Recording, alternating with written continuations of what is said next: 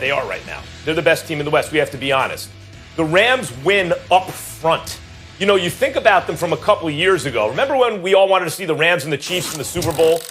The Rams would have been favored. Like midway through that season, and the Patriots upset the apple cart there against both teams. But we really wanted to see because of the dynamic offenses, but the Rams also played defense. So you think of the Rams as this, play action, lots of receivers, Kupp and Woods and all these guys, but that's not actually the kind of team they are. What the Rams are now is a dominant team defensively who wins the line of scrimmage both sides of the ball. I think about that Chicago Bears game. Like now, Chicago season's over, and the real issue for them was no offensive line, right? Boy, that's a bad problem to have against the Los Angeles Rams. But it's not just the Los Angeles Rams defense winning up front. Their offensive line also wins up front. So they are built. They're built like championship teams are built. I still have questions about whether Jared Goff can get it done and can make special plays with the money on the line.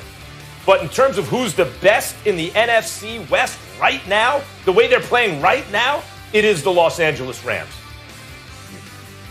Well, I'm not going to disagree with that, but what I'm going to tell you, if I had to bet my money on one of the two teams, it would be Seattle right now. I believe in the Rams defense. I like them a lot. That's why I said that they were a team that we all got to watch out for, because that defense is big time. Make no mistake about that. And Aaron Donald is that dude. But I got to tell you, even though Jalen Ramsey's a stud as well, I just can't see them holding DK Metcalf to 2 receptions for like 28 yards again. I think that he has to step up, and I think that he will. I think when you look at this top 5 ranked offense of the Seattle Seahawks, the fact that they didn't have Carson when they went against the Rams about 4 or 5 weeks ago, we got to pay attention to that as well, because Carson is back. We'll see what he'll do for their running game, and we know what their offense was even without him. So I'm going to give props where props is due, and I'm going to bet my money on Russell Wilson. I do have question marks about Seattle's defense, but the acquisition of Dunlap, the return of Jamal Adams, I think is going to help their defense. They're top 5 against the rush, so I think that helps them as well. Plus, they can run the football. They can pass the football. They've got a quarterback that's experienced, that's a Super Bowl champion, has been to 2 Super Bowls. He's got the experience, et cetera, et cetera.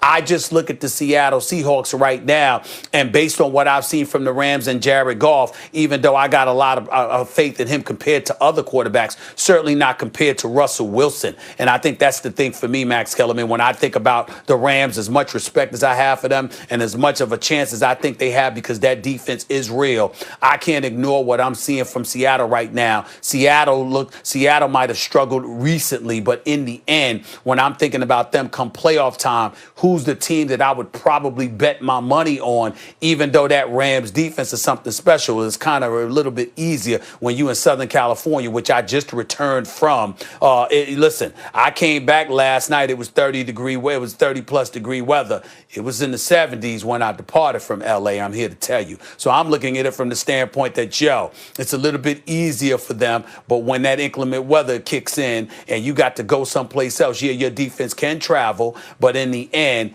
can it travel the way Seattle's arsenal can travel? Right now, I would still give the edge to Seattle in my estimation. Well, look, with the money on the line, give me Russell Wilson. I agree about that. But right now, in the playoffs especially, who's been to the Super Bowl more recently? It was actually the Rams.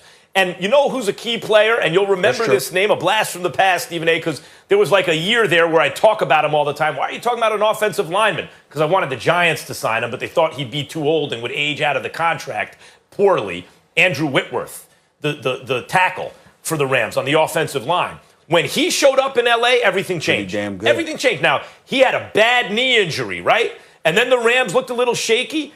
And by the way, that's one of the reasons. Without Whitworth, I'm thinking the Patriots should win this game. I thought the Patriots were going to win in an upset.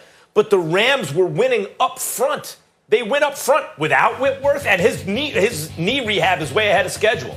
Like, Whitworth makes a big difference. When you talk about Dunlap or whoever, like who's getting who back, Whitworth has been a vital cog in that machine. When you talk about the most important Rams players, even a couple of years ago when the 3 MVP candidates, right, it was Gurley and Goff and obviously Aaron Donald, Whitworth should be discussed in that group. He is so important to the team. They're doing this without him.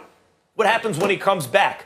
The Rams, to me, are trending in the right direction at the right time, playing their best football. Now, they have to sustain it, right? This can't be the best they play and they come back down again. But given the fact that Whitworth is coming back, I think they're going to be even better. Right now, they're the best team in the NFC West.